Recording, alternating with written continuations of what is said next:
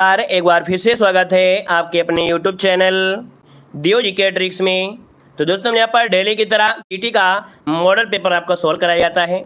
Telegram है आपका दियो जीके ट्रिक। क्या है? दियो जीके ट्रिक्स टेलीग्राम है, जहाँ पर पीडीएफ वगैरह भी आपको दे दी जाती हैं। तो आप पीडीएफ से बेहतर रिवीजन भी कर सकते हैं, तैयारी भी कर सकते हैं। तो आप लोग दियो जीके ट्रिक्स टेलीग्राम से जुड़ जाइएगा, लिंक दी गई है या तो आप लोग सर्च कर सकते हैं। ठीक है ना? तो चलिए स्टार्ट करते हैं। सभी को जय हिंद, सभी को जय हिंद। और आज का टारगेट रखते हैं आप लोगों के लिए कि कम से कम आप लोगों को इसमें से आपको 60 नंबर तो लाकर दिखाना ही दिखाना है। ठीक है ना? गद्यांश को मिलाकर पूरा का पूरा 60 नंबर जरूर करना है। तो चलिए स्टार्ट करते हैं। पहला क्वेश्चन दिया गया है कि महात्मा बुद्ध का महापरिनिर्वाण कहां पर हुआ था। चलिए 1 का ऑप्शन देना है। आपका जवाब इनमें से क्या हो जाएगा?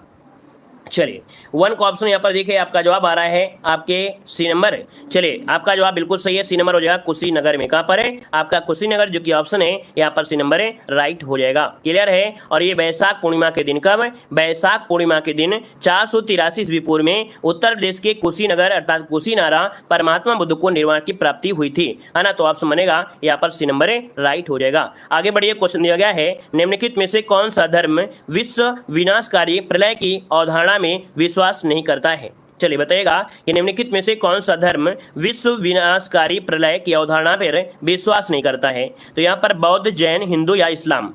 तो आप कहेंगे कि यहाँ पर जो ऑप्शन है बी नंबर, जैन धर्म। दोस्तों ये जो आपका विश्व विनाशकारी प्रलय पर विश्वास नहीं करता है। यहाँ पर जो आंसर आपका है बी नंबर है, राइट हो जाएगा। देखो जैन धर्म जो आपका है वो ब्रह्मांड और उसके सभी पदार्थ जो शाश्वत हैं, समय के संबंध में इसका कोई आदि और अंत नहीं है, है ना? तो यहाँ पर जो आंसर आपका है बी हो जाएगा। और आगे बढ़ते हैं, क्वेश्चन दिया गया है कि भारत में सर्वप्रथम सांकेतिक मुद्रा का प्रचलन किसके द्वारा किया गया था। बताइएगा भारत में सर्वप्रथम सांकेतिक मुद्रा का जो प्रचलन था ये किसके समय से शुरू हुआ। आपका जवाब इनमें से क्या हो जाएगा? दोस्तों यहाँ पर देखा जाए 3 नंबर में तो लगभग सभी का जवाब यहाँ पर आ चुका है और आपका जवाब हो जाएगा ए नंबर, मोहम्मद बिन तुगलक। ठीक है, मोहम्मद बिन तुगलक ने ही सर्वप्रथम सांकेतिक मुद्रा का प्रचलन शुरू किया था। इसने क्या किया था? 1330 में, क्या 1330 में वैधानिक रूप से कांसे के सिक्के जिनका कोई वास्तविक मूल्य नहीं था, चांदी के सिक्कों के समतुल्य बाजार में ला गए थे। ठीक है ना? तो इस प्रकार से कहीं ना कहीं इसका जो घर द्वार था सब धीरे धीरे खाली हो गया था। मतलब कह सकते हैं कि इसको घाटा ही घाटा सहना पड़ा था। तो आगे बढ़ते हैं, क्वेश्चन दिया गया है कि निम्नलिखित में से मुगल बादशाहों में से किसने अपनी आत्मकथा फारसी में लिखी है। बताइएगा कि इनमें से कौन है जिसने अपनी आत्मकथा फारसी में लिखा है। आपका जवाब इनमें से क्या हो जाएगा? तो चलिए नोट करिएगा 4 नंबर में ऑप्शन है आपका सी नंबर, जहांगीर। क्या हो जाएगा यहाँ पर? जहांगीर जिसका ऑप्शन है यहाँ पर राइट आंसर हो जाएगा जहांगीर, ऑप्शन सी नंबर है, राइट हो जाएगा। आगे बढ़िए, क्वेश्चन दिया गया है कि अंग्रेजों के शासनकाल में भारत के आर्थिक दोहन के सिद्धांत को किसने प्रतिपादित किया था। बताइएगा यहाँ पर जवाब इनमें से क्या हो जाएगा, यहाँ आंसर क्या बनेगा? चलिए आर्थिक दोहन के सिद्धांत को किसने प्रतिपादित किया। देखिए 5 का ऑप्शन बनेगा आपका डी नंबर है, दादा भाई नौरोजी। कौन है भाई? दादा भाई नौरोजी, जिसका ऑप्शन आ रहा है यहाँ पर आपका डी नंबर है वो आपका राइट हो जाएगा, दादा भाई नौरोजी इसका आंसर है, राइट हो जाएगा। और आगे बढ़ते हैं, क्वेश्चन आपसे अगला पूछा गया है कि भारत के स्वतंत्रता आंदोलन के दौरान महात्मा गांधी द्वारा स्थापित साबरमती आश्रम किस नगर के बाहर स्थित है। चलिए बताइएगा जो साबरमती आश्रम है नगर के बाहर है, तो बताइए कहाँ पर आपका है 6 नंबर में। तो जवाब यहाँ पर देखिए आपके लगभग सभी के जवाब आ रहे हैं, बहुत ही फास्ट जवाब आ गया है, अहमदाबाद इसका आंसर राइट हो जाएगा। क्या यहाँ पर अहमदाबाद था गुजरात के समीप साबरमती नदी के किनारे स्थित है, याद रखिएगा। और इसकी स्थापना जो आपकी 1915 में अहमदाबाद महात्मा गांधी के द्वारा यहाँ पर कराई गई थी। और आगे बढ़ते हैं, क्वेश्चन आपसे अगला पूछा गया है कि भारत की शासन व्यवस्था में पहली बार प्रतिनिधि एवं लोकप्रिय तत्व को समाविष्ट करने का प्रयास किस माध्यम से किया गया था। चलिए बताइएगा भारत की शासन व्यवस्था में पहली बार प्रतिनिधि एवं लोकप्रिय तत्व को समाविष्ट करने का प्रयास किस माध्यम से किया गया था। 7 का जो ऑप्शन है दोस्तों यहाँ पर आंसर क्या हो जाएगा? ऑप्शन बी हो जाएगा आपका जो 1842 का भारतीय परिषद अधिनियम था। यहाँ पर जो आंसर दिया गया है बी नंबर है, ये आपका राइट हो जाएगा। और इसके तहत केंद्रीय और प्रांतीय विधान परिषदों की संख्या में की गई थी, वृद्धि की गई थी। और इस अधिनियम के अंतर्गत चुनाव पद्धति की शुरुआत की गई थी, है ना? और हालांकि इसमें चुनाव जो निर्वाचन शब्द का प्रयोग नहीं किया गया था। आगे बढ़िए, क्वेश्चन दिया गया है कि महात्मा गांधी दक्षिण अफ्रीका से भारत किस वर्ष आपके लौट के आए थे। भाई आप लोग इतने फास्ट जवाब देते हैं, है ना? हमें तो कभी कभी डाउट होता है कि आप लोग किताब खोले बैठे रहते हैं, आप लोग इतनी फास्ट जवाब कैसे देते हैं। आप लोगों की मेहनत का ये फल है या आपके सामने खुली हुई किताब का फल है? हमें तो कन्फ्यूज हो जाता है। लेकिन कभी कभी ऐसा लगता है कि भाई आपको इतना हमने पढ़ाया है तो ये कहीं ना कहीं इसका फल है, आप लोगों की मेहनत का फल है। और कहीं ना कहीं अगर आपकी मेहनत का फल है तो बहुत अच्छी बात है कि आप लोगों का स्कोर और आप लोगों की मेहनत इतनी आगे ले गई है कि हमारे क्वेश्चन को बोलने से पहले आपके जवाब आ जाते हैं। चलिए वेरी गुड, बहुत अच्छे। बताइए महात्मा गांधी दक्षिण अफ्रीका से भारत किस वर्ष आपके लौटे थे? यहाँ पर जो जवाब है इनमें से राइट क्या हो जाएगा? ये महात्मा गांधी दक्षिण अफ्रीका से भारत किस वर्ष लौटे थे? आपका जवाब इनमें से क्या हो जाएगा? तो लगभग देखा जाए सभी का जवाब आ गया है। ए नंबर है 1915 में। कब? 1915 में हुई। अगर डेट पूछ ले तो डेट बताना है 9 जनवरी 1915 को। इसी कारण से 9 जनवरी को भारतीय प्रवासी दिवस मनाया जाता है। और आगे बढ़ते हैं, क्वेश्चन आपसे दिया गया है कि शेर ए पंजाब या पंजाब केसरी किसका उपनाम है? चलिए जवाब दीजिएगा। आपका जो आंसर है यहाँ पर राइट आंसर क्या हो जाएगा? शेर ए पंजाब या पंजाब केसरी किसका उपनाम है? 9 का ऑप्शन क्या बनेगा? तो 9 का ऑप्शन बनेगा बी नंबर, याद रखिएगा, लाला लाजपत राय, जो कि ऑप्शन है यहाँ पर आपका बी नंबर इसका राइट हो जाएगा, है ना। और यहाँ पर आगे बढ़ते हैं, क्वेश्चन आपसे दिया गया है निम्नलिखित में से कौन भारतीय राष्ट्रीय कांग्रेस का अध्यक्ष कभी नहीं चुना गया है? इनमें से भारतीय राष्ट्रीय कांग्रेस का अध्यक्ष इनमें से नहीं चुना गया है। तो चलिए फिर बताइए जल्दी से, किसे नहीं चुना गया है, किसे नहीं चुना गया है? देखिए 10 का ऑप्शन यहाँ पर जो आपका आ रहा है, यहाँ पर देखो लाला लाजपत राय भी आपके रहे हैं, ठीक है ना। इसके बाद आपकी एनी बेसेंट आपकी भी रही थी, यहाँ पर मोतीलाल नेहरू भी हैं, लेकिन बाल गंगाधर तिलक दोस्तों 10 का जो ऑप्शन दिया गया है यहाँ पर डी नंबर है, यहाँ पर 10 नंबर इसका राइट हो जाएगा। क्लियर है। और यहाँ पर आगे बढ़ते हैं, क्वेश्चन दिया गया है, यहाँ पर दिया गया है यूरोप की सबसे लंबी नदी कौन सी है? यूरोप की सबसे लंबी नदी पूछा गया है। यहाँ पर क्या हो जाएगा? राइन नदी हो जाएगा, रोन या डेन्यू या वोल्गा। दोस्तों यहाँ पर 11 नंबर का जवाब देना है। और 11 की अगर बात किया जाए तो ऑप्शन आ रहा है डी नंबर, वोल्गा नदी।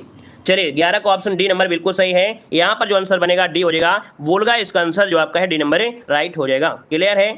चलिए यहाँ पर आगे बढ़िए, क्वेश्चन दिया गया है कि लक्षद्वीप कहाँ पर स्थित है? लक्षद्वीप कहाँ पर स्थित है? यहाँ पर जवाब देना है 12 नंबर में। 12 का ऑप्शन क्या बनेगा?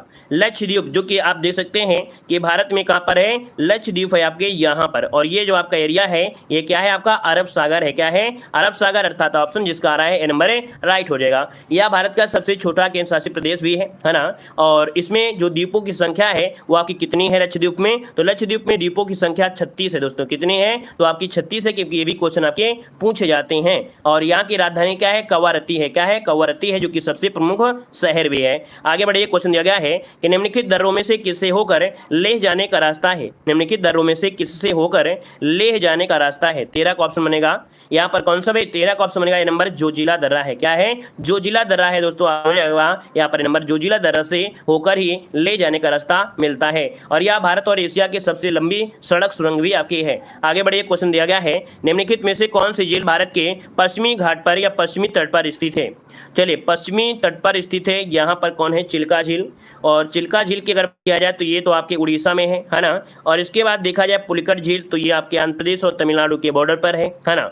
और इसके बाद देखा जाए अगले पॉइंट पे यहाँ पर जो दिया गया है कुलेरू, कुलेरू कुलेरू आपके आंध्र प्रदेश में है। इसका मतलब जो अष्टमुडी है ना, ऑप्शन जो आपका बी नंबर है यहाँ पर राइट हो जाएगा। अष्टमुडी झील जो आपके भारत के पश्चिमी तट के अंतर्गत केरल के कोल्लम जिले में है। केरल के कोल्लम जिले में आपके आती है दोस्तों, याद रखिएगा। ये झील का जो आकार है दोस्तों ना 8 भुजाओं जैसा है। क्या? ये झील का जो आकार है वो कैसा है? आपके 8 भुजाओं जैसा आपका इसका आकार बना है। और यह झील रामसर साइट में भी है, अर्थात इसे रामसर स्थल में भी यहाँ पर किया गया है। और यह केरल की दूसरी सबसे बड़ी एस्चुरी कह सकते हैं प्रणाली में आपकी है। क्लियर है। और आगे बढ़ते हैं, क्वेश्चन आपसे अगला पूछा गया है। चलिए यहाँ पर देखो अगला क्वेश्चन दिया गया है 2011 की जनगणना के अनुसार उत्तर प्रदेश की जनसंख्या भारत की जनसंख्या का कितना प्रतिशत है? 15 का ऑप्शन दीजिएगा। 15 का ऑप्शन सी हो जाएगा आपका 16.50। क्या हो जाएगा? 16.50, जो कि ऑप्शन है यहाँ पर आपका सी नंबर हो जाएगा। या इसे 1 भी कर सकते हैं, कोई दिक्कत नहीं। 16.5 भी कर सकते हैं, कोई दिक्कत इसमें नहीं है। अगर आपसे पूछे कि जनसंख्या घनत्व कितना है तो आप लोग कहेंगे 829 प्रति व्यक्ति वर्ग किलो आपका है। ठीक है, आगे बढ़िएगा। यहाँ पर दिया गया है कि सनसाइड ट्रेडिंग का संबंध किससे है? सॉरी, यहाँ पर दिया है इनसाइड ट्रेडिंग का संबंध किससे? इनसाइड ट्रेडिंग, ये जो आपका इनसाइड ट्रेडिंग है ये आपका इसे बोलते हैं, एक शब्द बोलते हैं भेदिया कारोबार। ठीक है, ये शेयर बाजार से जुड़ा हुआ है। इसका जो ऑप्शन है आपका नंबर हो जाएगा, ये शेयर बाजार से जुड़ा है दोस्तों। ये जो इनसाइड ट्रेडिंग मतलब होता है किसी भी व्यक्ति द्वारा सार्वजनिक रूप से सूचीबद्ध कंपनी की प्रतिभूतियों में कंपनी के बारे में आंतरिक जानकारी के आधार में प्रत्यक्ष या अप्रत्यक्ष रूप से ट्रेडिंग करने के लिए होता है। आगे बढ़ते हैं, क्वेश्चन दिया गया है कि प्लान्ड इकोनॉमी फॉर इंडिया नामक पुस्तक के लेखक कौन हैं? यहाँ पर 17 का ऑप्शन क्या हो जाएगा? चलिए वीडियो को लाइक शेयर करते रहिए दोस्तों, ठीक है, याद करते रहिए, बीच बीच में थोड़ा बहुत लाइक शेयर भी करते रहिए, थोड़ा थोड़ा टाइम निकाल के लाइक शेयर कर दिया करें, ठीक है ना। चलिए, प्लान्ड इकोनॉमिक्स फॉर इंडिया नामक पुस्तक के लेखक 17 का ऑप्शन यहाँ पर हो जाएगा आपका वीएम विश्वेश्वरैया, है ना। ये क्वेश्चन आपका दोबारा मिला है, अर्थात कह सकते हैं किसी न किसी मॉडल पेपर में ये क्वेश्चन आपका दिया गया था और ये फिर से आपको देखने को मिला है। ऑप्शन बनेगा यहाँ पर नंबर। आगे बढ़िए, क्वेश्चन दिया गया है कि मानव विकास सूचकांक किसके द्वारा विकसित किया गया है। चलिए, मानव विकास सूचकांक अर्थात HDI, है ना, और ये भारत और पाकिस्तान के दो प्रसिद्ध अर्थशास्त्री थे, महबूब उल हक जो कि पाकिस्तान के थे, अमर्त्य सेन जो आपके थे भारत के, इनके द्वारा विकसित किया गया है। तो दोस्तों ऑप्शन इनमें से राइट क्या हो जाएगा, 18 नंबर में ए हो जाएगा अमर्त्य सेन, इसका आंसर राइट हो जाएगा। और यहाँ पर आगे बढ़ते हैं, क्वेश्चन दिया गया है कि CACP किस प्रकार के उत्पादों के लिए न्यूनतम समर्थन मूल्य की सिफारिश करता है। यहाँ पर 19 नंबर की अगर बात किया जाए तो ऑप्शन क्या हो जाएगा, देखो CACP मतलब होता है कृषि लागत और मूल्य आयोग, है ना। ये भारत सरकार की कृषि और किसान कल्याण मंत्रालय का एक संलग्न आपका है, जो कि 1965 में अस्तित्व में आया था और एक सलाहकारी निकाय है, ठीक है। तो यहाँ पर देखा जाए तो आपका 19 का जो ऑप्शन है आपका बी हो जाएगा, कृषि उत्पाद के लिए होता है। किसके लिए, कृषि उत्पाद के लिए होता है, ऑप्शन बनेगा बी नंबर राइट हो जाएगा। और देखा जाए तो यहाँ पर कुल आपकी 22 फसलों के लिए MSP की सिफारिश करता है, ठीक है, जिसमें 14 खरीफ की होती हैं, 6 रबी की होती हैं। और यहाँ पर आगे बढ़ते हैं, क्वेश्चन दिया गया है कि स्मार्ट मनी शब्द का प्रयोग होता है। स्मार्ट मनी बोलते हैं, स्मार्ट मनी यहाँ पर याद रखिए क्रेडिट कार्ड को कहते हैं। क्या, क्रेडिट कार्ड में यहाँ पर जो ऑप्शन है आपका बी नंबर राइट हो। इसके बाद आगे बढ़ते हैं, क्वेश्चन दिया गया है कि भारत की संविधान सभा ने किस तिथि को राष्ट्रीय ध्वज को अपनाया था। दोस्तों ये बताइए, राष्ट्रीय ध्वज को अपनाया गया कब, बहुत पहले अपनाया गया था, है ना। यहाँ पर देखा जाए तो 21 का ऑप्शन हो जाएगा सी नंबर आपके 22 जुलाई 1947। कब अपनाया गया था, 22 जुलाई 1947, जिसका अभी ऑप्शन है यहाँ पर राइट आंसर है सी नंबर यहाँ पर हो जाएगा, सी नंबर हो जाएगा। क्लियर है, आगे बढ़िएगा। यहाँ पर देखो दिया गया है कि भारतीय संविधान की उद्देशिका में परिवर्तन किस संशोधन अधिनियम के द्वारा किए गए थे। मतलब कि अभी तक देखा जाए तो उद्देशिका में एक बार परिवर्तन किया गया था, 42वें संविधान संशोधन 1976 में। तो आपका 42वां कहाँ पर है, ऑप्शन यहाँ पर सी नंबर राइट हो जाएगा, सी नंबर हो जाएगा। आगे बढ़िए, क्वेश्चन दिया गया है कि भारतीय संविधान का कौन सा अनुच्छेद सभी नागरिकों के लिए समान न्याय और मुफ्त कानूनी सहायता को प्रोत्साहित करता है। समान न्याय होगा और मुफ्त में कानूनी सहायता आपको मिलेगी। यहाँ पर जो ऑप्शन है वो आपका सी हो जाएगा, आपका अनुच्छेद 39 का जो आपका क्या दिया है, आपका ए दिया गया है, ठीक है। तो आपका जवाब हो जाएगा 29 नंबर में ऑप्शन सी नंबर राइट हो जाएगा। और इसके बाद यहाँ पर आगे बढ़ते हैं, क्वेश्चन दिया गया है कि जिला स्तर पर राज्य सरकार की आंख, कान और हाथ का कार्य करती है। दोस्तों जिला स्तर पर राज्य सरकार की आंख, कान और हाथ का जो कार्य करता है कौन करता है। 24 का जो ऑप्शन दिया गया है वो आपका सी हो जाएगा, आपका जिलाधिकारी होता है। कौन, जो जिलाधिकारी होता है, इसका जो ऑप्शन है यहाँ पर आपका सी नंबर राइट हो जाएगा। और इसके बाद यहाँ पर देखा जाए जो राज्य है, जिला प्रशासन का जनता के बीच एक कड़ी का कार्य करता है। अगला दिया गया है कि भारत के संविधान का कौन सा अनुच्छेद ग्राम पंचायत उल्लेख करता है। भारत के संविधान का कौन सा अनुच्छेद ग्राम पंचायतों का विशेष उल्लेख करता है। तो आप कहेंगे 25 नंबर में जो आपका आंसर है वो आपका सी हो जाएगा, अनुच्छेद 40 है। क्या है, अनुच्छेद 40 है। और ये आपका हमेशा एग्जाम में पूछा जाता है। ये भी आपको याद रखना है कि जो आपका नीति निर्देशक तत्व है वहाँ से क्वेश्चन बनना ही बनना है दोस्तों, याद रखिएगा। और इसे आपके 1992 के अधिनियम के तहत, है ना, 73वें संविधान संशोधन अधिनियम 1992 के तहत इसे संवैधानिक स्थिति प्रदान की गई थी। अगर आपसे पूछे कि पंचायती राज दिवस कब मनाते हैं, आप क्या जवाब देंगे, बताइएगा। अगर आपसे पूछे कि राष्ट्रीय पंचायती राज दिवस मनाते हैं, कब मनाते हैं, तो आप क्या बताएंगे, आप कहेंगे कि 24 अप्रैल को। क्या बताएंगे, 24 अप्रैल को मनाया जाता है, याद रखिएगा। आगे बढ़िए, क्वेश्चन दिया गया है परमाणु बम का विकास किसने किया था। परमाणु बम का विकास किसने किया 26 नंबर में। आपका जवाब हो जाएगा बी नंबर रॉबर्ट ओपेनहाइमर ने, ठीक है। यहाँ पर जो आंसर है बी नंबर यहाँ पर राइट हो जाएगा। आगे बढ़िए, क्वेश्चन आपसे अगला पूछा गया है। अच्छा, अगर आपसे पूछे कि पहला एटम बम परीक्षण कब हुआ था, कहाँ पर किया गया था, तो याद रखिए पहला एटम बम परीक्षण 16 जुलाई को किया गया था। 16 जुलाई को किया गया था, वो भी आपके यहाँ पर नहीं, 16 जुलाई 1945 को वो भी आपके अमेरिका में किया गया था। पहला एटम बम परीक्षण 16 जुलाई 1945। अगला दिया गया है, यहाँ पर देखो दिया है 100 वाट का बिजली का बल्ब है, 10 घंटे लगातार जलता है, तो 5 प्रति यूनिट की दर से विद्युत का जो खर्च होगा वो कितना होगा। दोस्तों यहाँ पर आपसे पूछा है, तो इसका जो आंसर है यहाँ पर राइट क्या हो जाएगा, तो दोस्तों यहाँ पर 27 का जो ऑप्शन बनेगा यहाँ पर ये नंबर हो जाएगा 5 रुपये। क्या हो जाएगा? 5 रुपये हो जाएगा, क्योंकि 100 वाट बराबर होता है 0.1 किलोवाट के, और 1 यूनिट होता है 1 किलोवाट घंटा के होता है। तो कुल यूनिट में हम लोग करेंगे 0.1 इंटू 10 बराबर 1 किलोवाट, है ना, और 1 के साथ गुणा करेंगे 5 रुपये का, तो आप कहेंगे 5। ऑप्शन हो जाएगा आपका ये नंबर है। अगला दिया गया है, इनमें से कौन एक अक्रिय गैस नहीं है? इनमें से कौन एक अक्रिय गैस नहीं है 28 नंबर में। चलिए अक्रिय गैस की अगर बात किया जाए तो जो आपका रेडान हो गया, आर्गन हो गया, है ना, नियान हो गया, ये सभी क्या है? तो आपकी अक्रिय गैस आपकी हैं, है ना, जैसे आपका नियान हो गया, क्रिप्टॉन हो गया, जीनॉन हो गया। लेकिन यहाँ पर जो आपका कार्बन है भाई, तो कार्बन इसमें थोड़ा आता है ना। यहाँ पर आगे बढ़ते हैं, क्वेश्चन दिया गया है रक्त का पीएच मान कितना होता है? तो दोस्तों यहाँ पर 29 नंबर का ऑप्शन क्या हो जाएगा? तो आप कहेंगे कुछ लोग होते हैं, है ना, कुछ लोग होते हैं जो गलत तरीके से रोते हैं, मतलब रोने के तरीके भी आपके कई प्रकार से होते हैं। कोई सच्चे आंसू से रोता है और कोई झूठे आंसू से रोता है, कोई छुप छुप कर रोता है, और जो छुप के रोता है इसका मतलब वो सच्चा रो रहा होगा, है ना। तो देखिए सच्चा से आपको क्या हो गया? यहाँ पर 7 हो गया और यहाँ पर 4 हो गया, मिल गया ना। आपका जो आंसर हो गया यहाँ पर 7.4 हो जाएगा। जो सच्चा रोता है इसका मतलब हो गया 7.4, सच्चा 7 और 4 सच्चा हो गया ना। तो ये जवाब हो जाएगा रक्त का पीएच मान, यहाँ पर ये हो जाएगा, क्योंकि वो खून के आंसू रोता है। क्या? खून के आंसू रोता है, और खून का पीएच मान भी यहाँ पर 7.4 ही होता है। जो रक्त का पीएच मान है वही हो गया। ठीक है, आगे बढ़ेगा। कह रहा है व्हेल के हृदय में कितने चैम्बर होते हैं? व्हेल के हृदय में कितने चैम्बर होते हैं? आप क्या जवाब देंगे?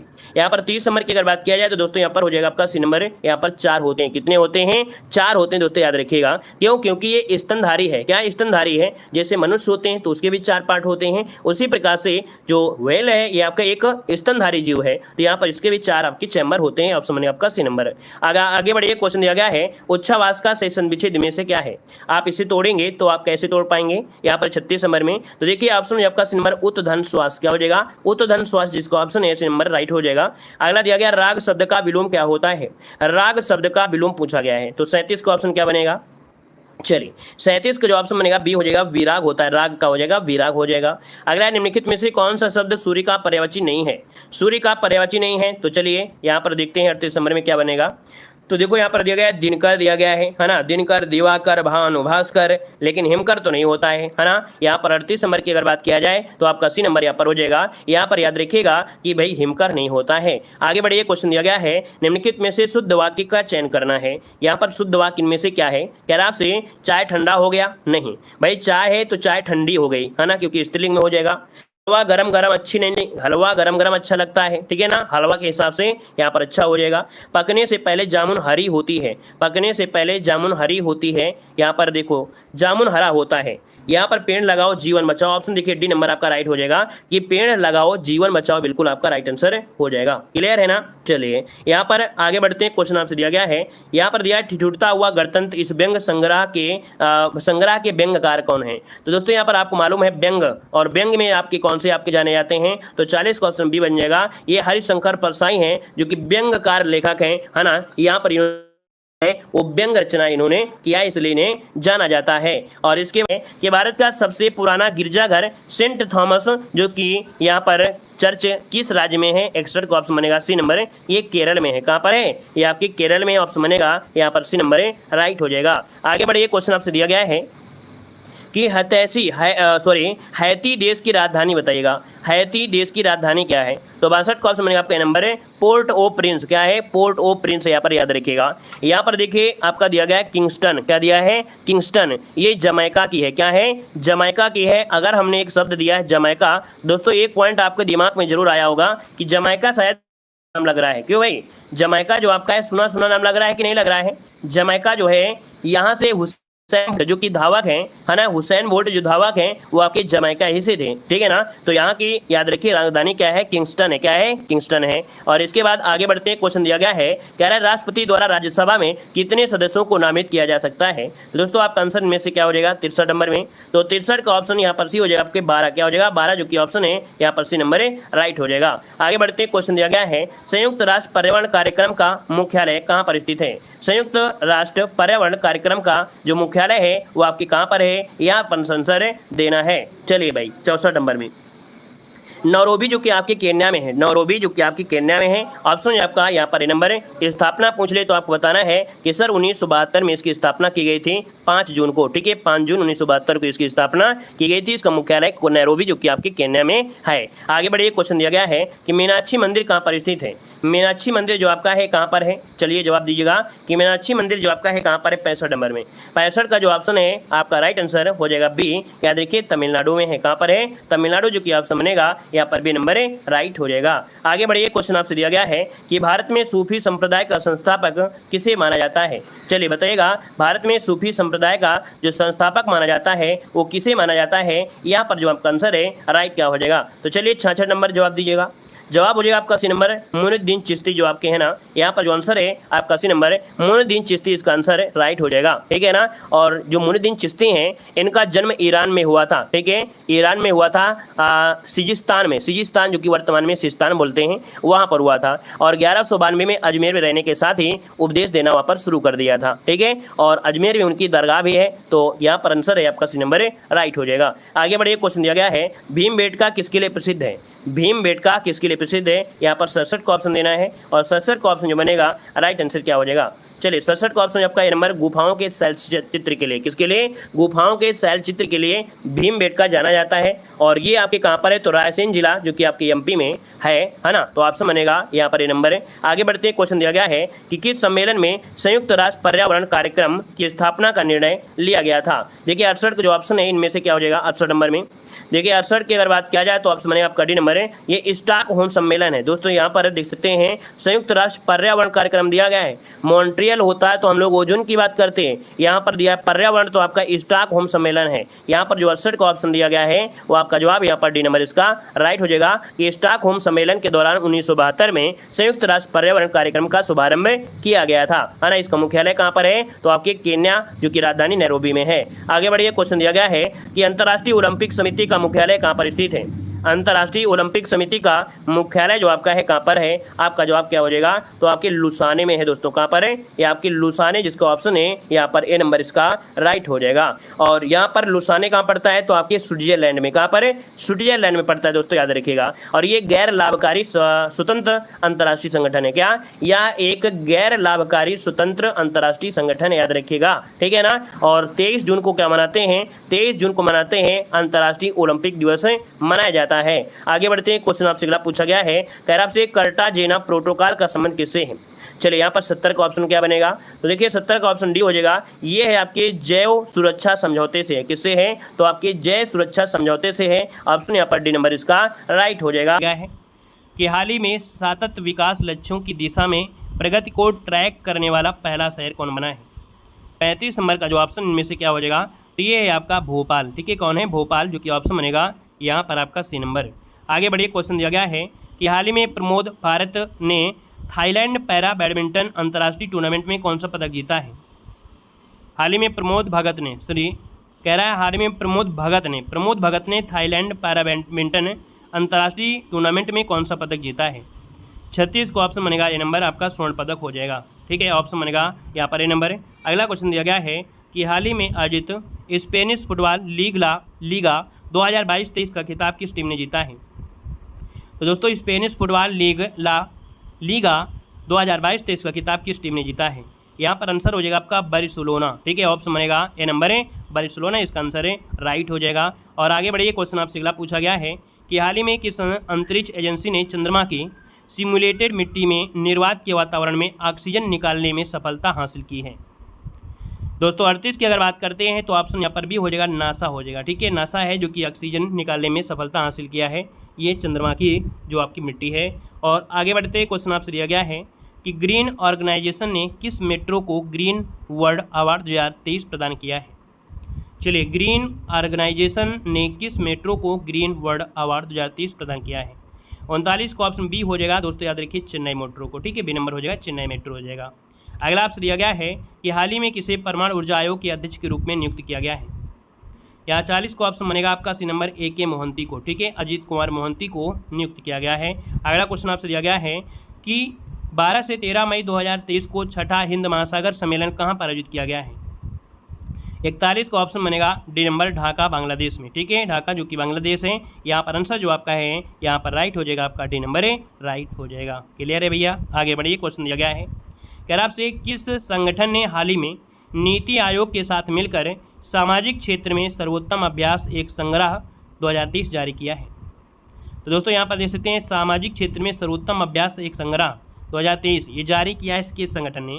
तो यहाँ पर 42 का ऑप्शन बनेगा सी नंबर है, याद रखिए संयुक्त राष्ट्र विकास कार्यक्रम जो कि ऑप्शन सी नंबर है राइट हो जाएगा। आगे बढ़ते हैं, क्वेश्चन दिया गया है कि वित्त मंत्रालय की किस विभाग ने हाल ही में कोविड-19 अवधि के लिए सूक्ष्म लघु और मध्यम उद्यमों को राहत प्रदान करने के लिए विवाद से विश्वास है ना MSMSE को राहत योजना शुरू की है। दोस्तों ये आपकी योजना है और यहाँ पर जो आपका आंसर है 43 नंबर में ऑप्शन बी हो जाएगा, व्यय विभाग। क्या हो जाएगा, व्यय विभाग बी बन जाएगा। अगला क्वेश्चन दिया गया है, यहाँ पर दिया है केंद्रीय कृषि और किसान कल्याण मंत्रालय ने 2023-24 फसल वर्ष के लिए मिलियन टन खाद्यान्न उत्पादन का लक्ष्य निर्धारित किया है। तो दोस्तों यहाँ पर 44 का जो ऑप्शन दिया गया है वो आपका ये हो जाएगा, आपका 332 मिलियन टन। ठीक है, ऑप्शन बनेगा आपका ए नंबर है। अगला क्वेश्चन आपसे दिया गया है कि हाल ही में किस राज्य सरकार ने राज्य के युवाओं को विदेशों में कैरियर बनाने में मदद के लिए मुख्यमंत्री कौशल उन्नयन और वैश्विक रोजगार योजना को मंजूरी दी है।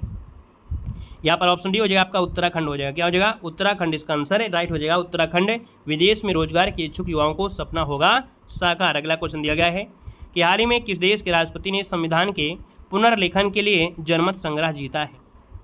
दोस्तों यहाँ पर आंसर आपका भी हो जाएगा, उज्बेकिस्तान हो जाएगा। उज्बेकिस्तान ने नए संविधान पर जनमत संग्रह कराया है जो कि मानव अधिकार के लिए आपका है ना, मतलब नए तरीके से संविधान फिर से आपका बना है। इसको ऑप्शन बी हो जाएगा, जनमत संग्रह के माध्यम से है।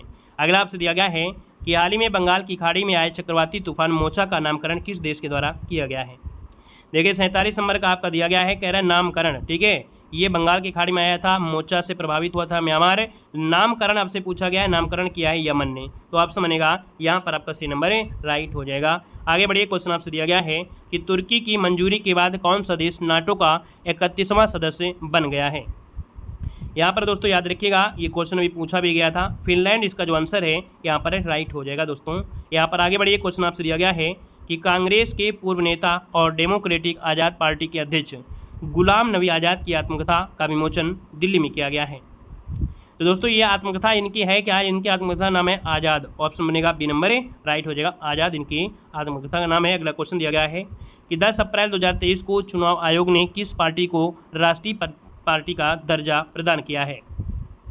देखिए 50 नंबर की अगर बात करते हैं तो ऑप्शन में से क्या हो जाएगा, ऑप्शन बनेगा डी नंबर है, आम आदमी पार्टी को। दोस्तों याद रखिएगा कि क्या मिला है इनको, राष्ट्रीय पार्टी का दर्जा मिला है। लेकिन उन्हीं के साथ यहाँ पर कई पार्टी हैं जिनको झटके मिले हैं, है ना, टीएमसी, एनसीपी, सीपीआई। मतलब यहाँ पर देखा जाए तो आपकी 2-3 पार्टी इनका राष्ट्रीय दर्जा छीन लिया गया है, लेकिन आम आदमी पार्टी को एक राष्ट्रीय दर्जा प्रदान किया गया है। तो ऑप्शन हो गया है आपका डी नंबर हो जाएगा राइट हो जाएगा। और गद्यांश जो दिया गया है वो काफ़ी मतलब उल्का पंड वगैरह है, इसको पढ़ते पढ़ते पढ़ते पढ़ते पढ़ते पढ़ते पढ़ते पढ़ते बहुत बड़ा है ना, इसको हमने क्रॉप कर दिया है, इसको हम स्किप कर दे रहे हैं। ठीक है, और इसके बाद दूसरा वाला जरूर सॉल्व करा देते हैं जो छोटा वाला है, क्योंकि बड़ा वाला है उसको भाई आप देखेंगे पढ़ेंगे तभी उसका जवाब दे पाएंगे, है ना। यहाँ पर देखो दिया गया है दूसरा गद्यांश, इसको हम सॉल्व करा दे रहे हैं।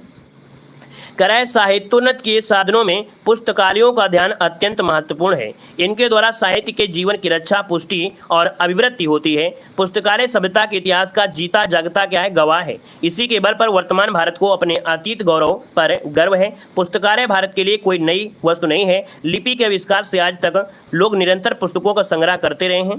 पहले देवालय, विद्यालय और नृपालय इन संग्रहों के प्रमुख स्थान होते थे। इसके अतिरिक्त विद्वानजनों के अपने निजी पुस्तकालय भी होते थे। मुद्रण कला के आविष्कार से पूर्व पुस्तकों का संग्रह करना आजकल की तरह सरल बात न थी। आजकल साधारण स्थिति के पुस्तकालय में जितनी संपत्ति लगती है उतनी उन दिनों कभी पुस्तक की तैयारी में लग जाती थी। समझ रहे ना कि भैया आज के समय जो आपका जाए एक लाइब्रेरी खुल जाती है ना, पहले एक पुस्तक लिखने में इतना पैसा लग जाता था, है ना।